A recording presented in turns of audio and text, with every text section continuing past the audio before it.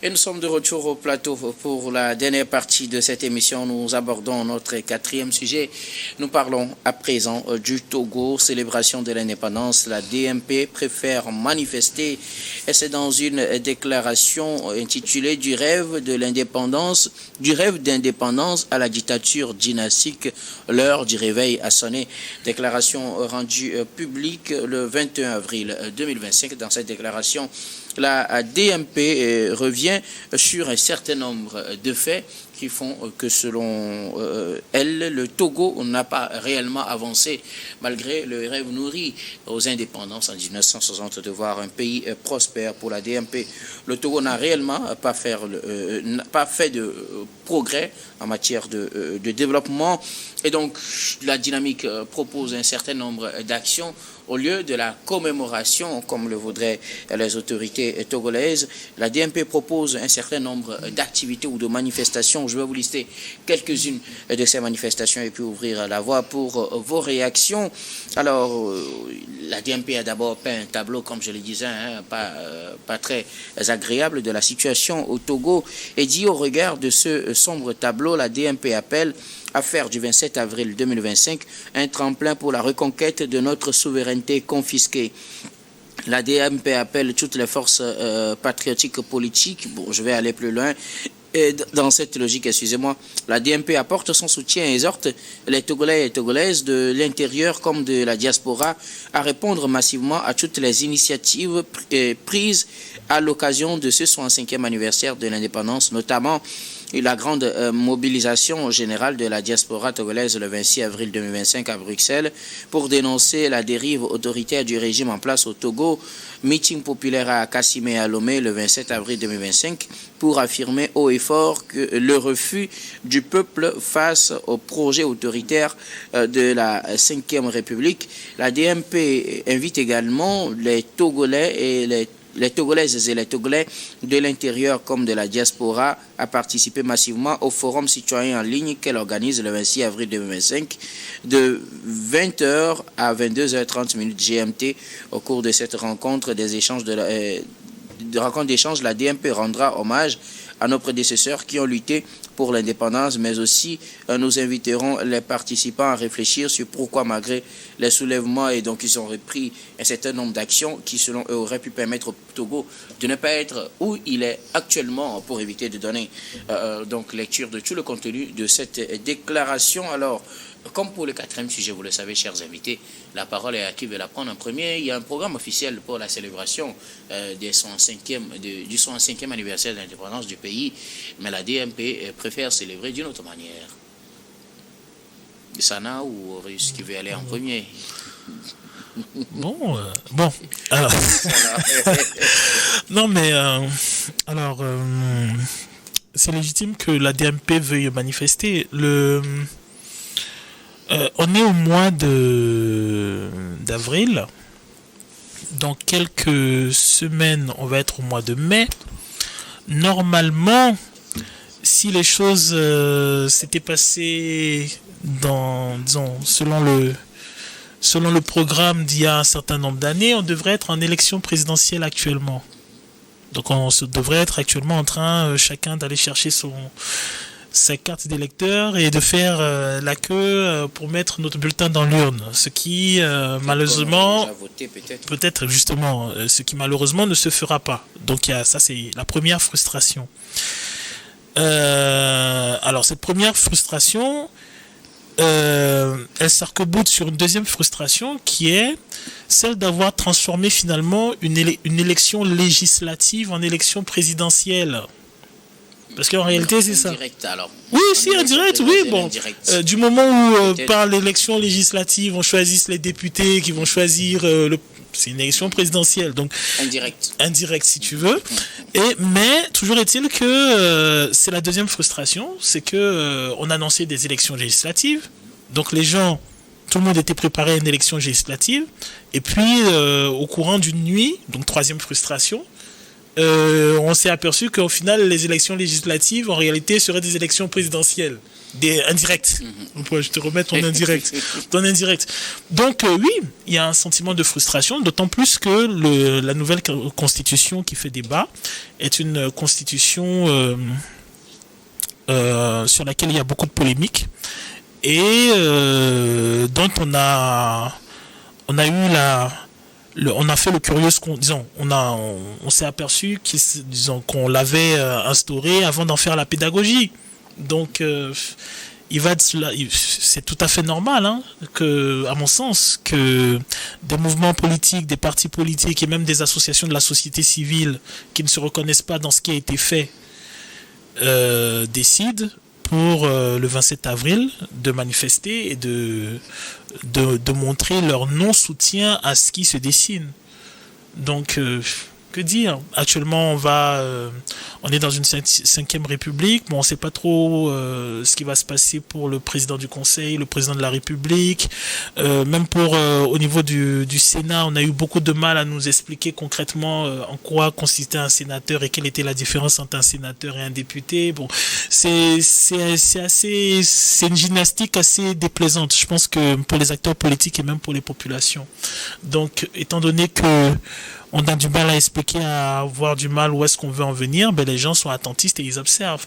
Après, oui, pour des partis politiques, ils ne peuvent pas se le permettre. Donc, il va de soi que à chaque étape de ce qui se passe, du processus, ils manifestent quand même de façon concrète leur désapprobation. C'est tout à fait normal. Merci beaucoup. Alors, Sanaveyel Sadjorichou, vos réactions? Non, tout d'abord, il faut dire que l'indépendance, le 27 avril 1960, n'a pas été arrachée par l'actuel parti au pouvoir. Et donc, je pense que on aurait pu, si on ne souhaite pas s'associer à la célébration officielle qui est organisée par les autorités, la célébrer ailleurs, dans son coin, pour rendre ne serait-ce qu'hommage à ces gens qui ont lutté, à ces gens qui peut-être ont laissé leur vie pour que nous ayons l'indépendance. Ça, c'est le premier point.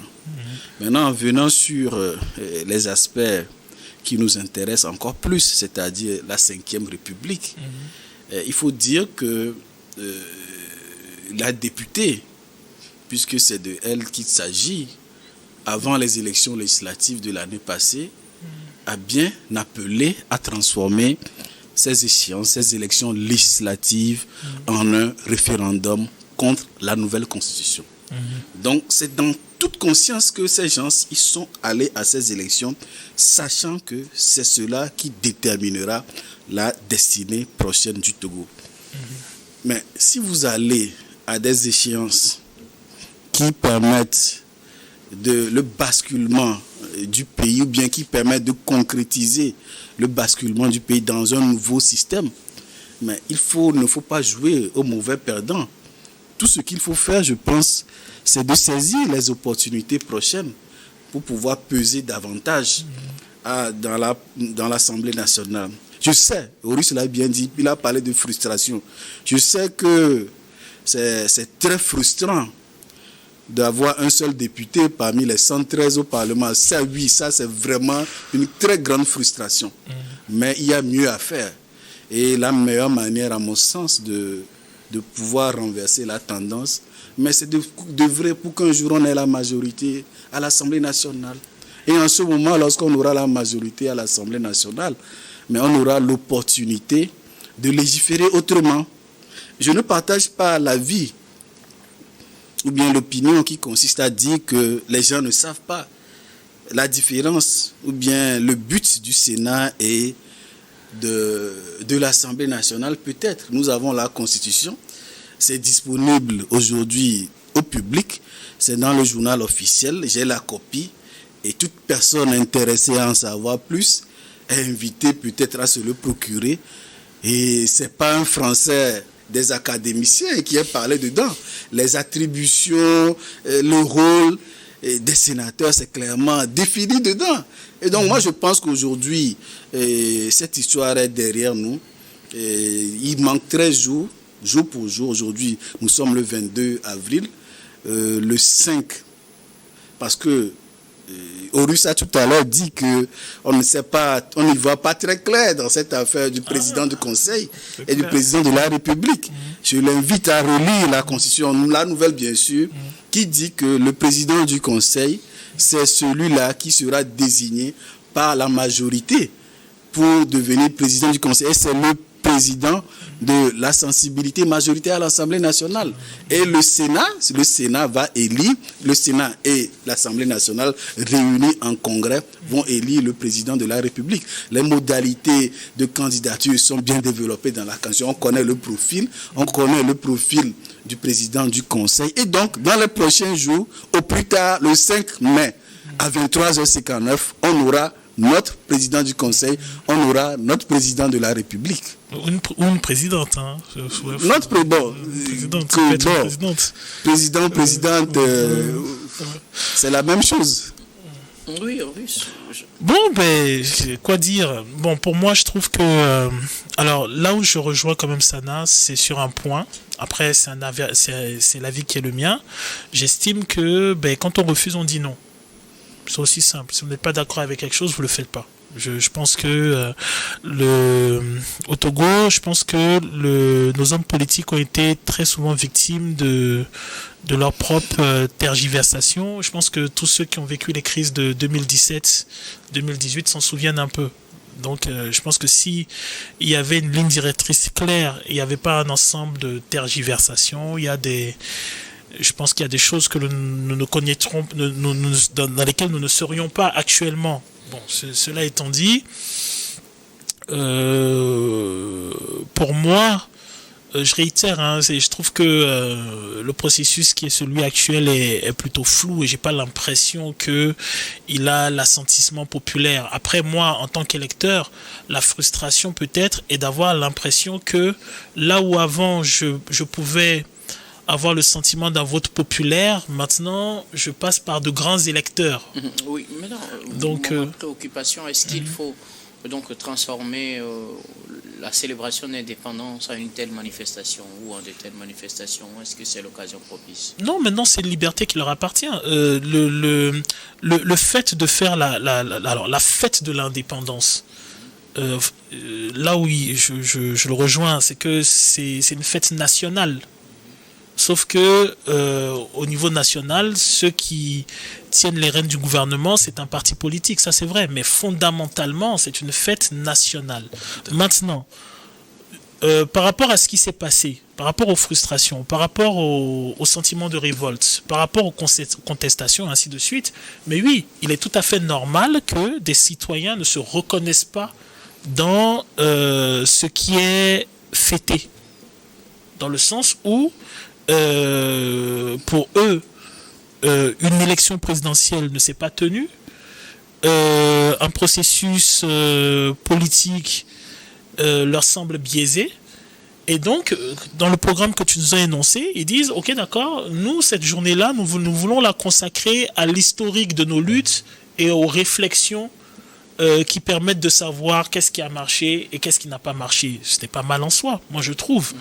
Ça le mérite d'être intellectuel, ça le mérite d'être de toucher aux réalités de la chose. Encore que oui, l'indépendance, nos indépendances, elles ont été rêvées et elles ont été arrachées de haute lutte. Il s'agit d'un ensemble d'acteurs politiques qui rêvaient le Togo d'une certaine manière. En l'occurrence, l'un des plus illustres est Sylvanus Olympio.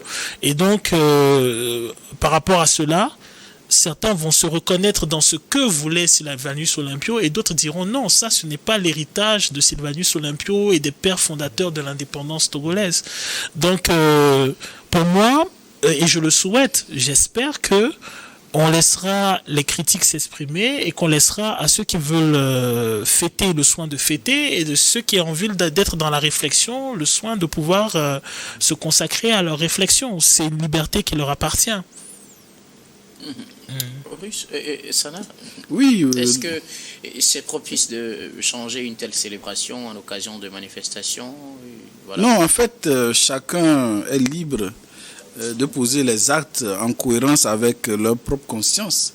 Et je vais le rappeler encore une fois que l'indépendance du 27 avril ce n'est pas une création du parti actuel qui est au pouvoir. Non, c'est pas la question de création, c'est la question de l'héritage. Je réponds à sa question. C'est la question de l'héritage. Ce n'est pas une création du parti actuel au pouvoir pour que des partis ne se reconnaissent pas dans cette célébration-là par rapport au bilan qu'il dresse de l'actuelle gouvernance. C'est ce que je voulais dire. Okay. Mais je ne suis pas d'accord. Ce qu'on dise qu'il n'y ait pas eu des avancées dans le pays. Et lorsque vous prenez en soi le programme, excusez-moi, je vais faire peut-être le perroquet, lorsque vous prenez le programme qui est annoncé, mardi 22, pose de la première pierre de la centrale solaire. Est-ce que les choses avancent dans le pays? S'il y a une centrale solaire à Dapaon, on le saura.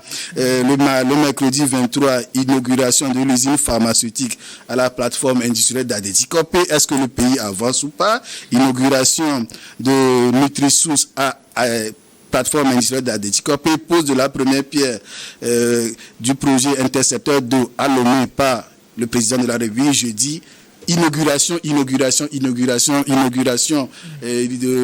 la première pierre à l'université de Dacha. Est-ce que nous allons de l'avant ou bien est-ce que nous allons en arrière? On peut se questionner.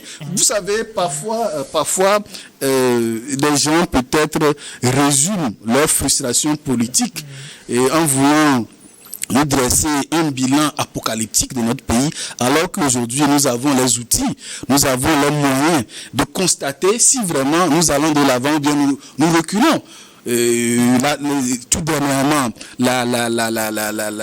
l'agent de notation internationale, la plus crédible Standard & Poor's, il a relevé la notation du pays, confirmant les perspectives économiques stables au vu de la gestion économique budgétaire de notre pays. Mais est-ce que ça veut dire que fondamentalement, nous allons de l'avant ou bien nous reculons? Aujourd'hui, il y a les moyens, il y a les outils pour constater les réalisations, pour constater aussi les échecs. Donc, moi, je pense que nous serions de mauvaise foi pour dire que, pour rentrer dans cette considération-là, il y a des moyens, il y a, comment on appelle, des outils, il y a des documents de référence qui permettent de constater que, certes, nous n'avons pas encore franchi le Rubicon, nous n'avons pas encore quitté le berge, mais de jour en jour, les choses s'améliorent, se consolident, que ce soit sur le plan économique, que ce soit sur le plan social.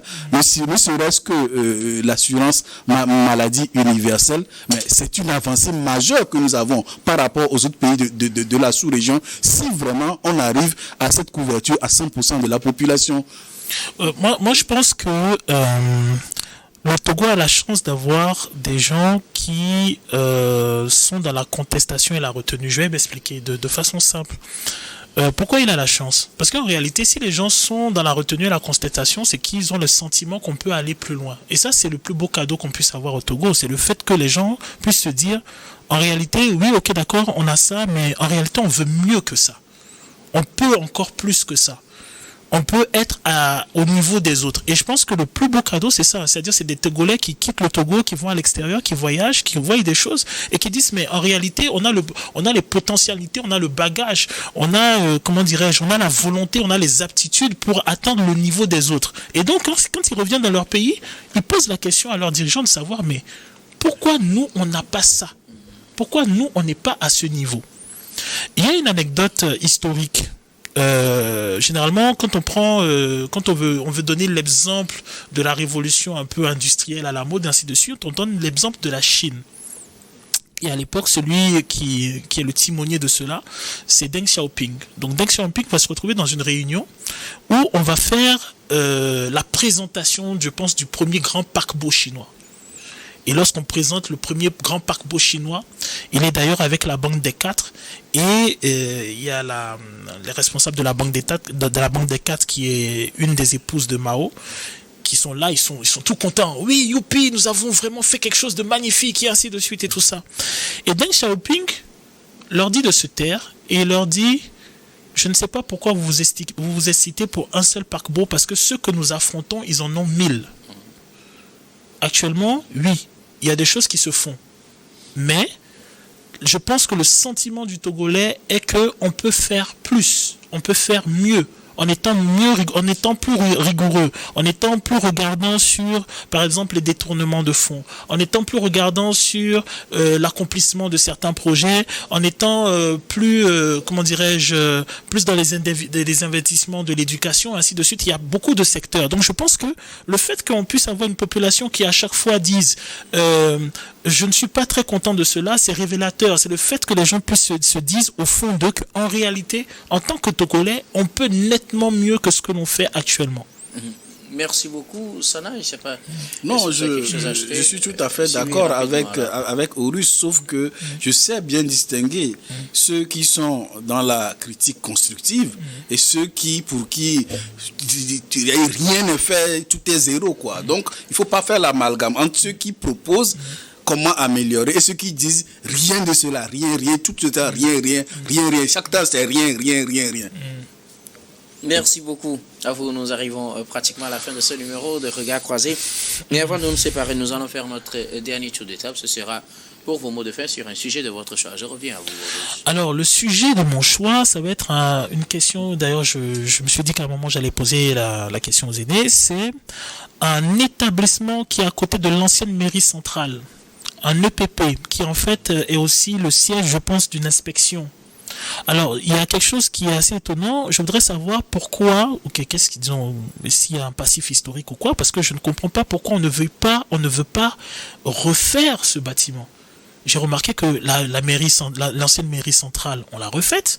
Le palais des congrès, on l'a refait. 2 février a été retapé. La banque qui est à côté, je pense que c'est l'UTB, c'est pas l'UTB, je pense que il y avait une banque à côté privée, on l'a refaite. Mais étonnamment, ce bâtiment scolaire-là, ce EPP qui est tout juste, je sais que les gens reconnaissent le bâtiment dont je parle, c'est un bâtiment consacré aux classes du primaire. Il y a des maternelles là-bas, des CP, je pense des CE, des CM, qui est tout juste à côté de la mairie centrale. Étonnamment, même quand il y a eu le sommet maritime, tout ce que l'on a fait, c'est mettre de la peinture derrière le bâtiment, on a laissé les herbes. Alors il y a un truc que je ne comprends pas, c'est pourquoi un bâtiment qui est aussi ancien et qui est tout juste à côté de la mairie centrale, ce bâtiment ne fait pas l'objet de réflexion. Et en plus, il s'agit d'une inspection. Alors, je suis très curieux. Je ne sais pas s'il y a des gens qui nous suivent. Je suppose qu'il y a des autorités qui nous suivent.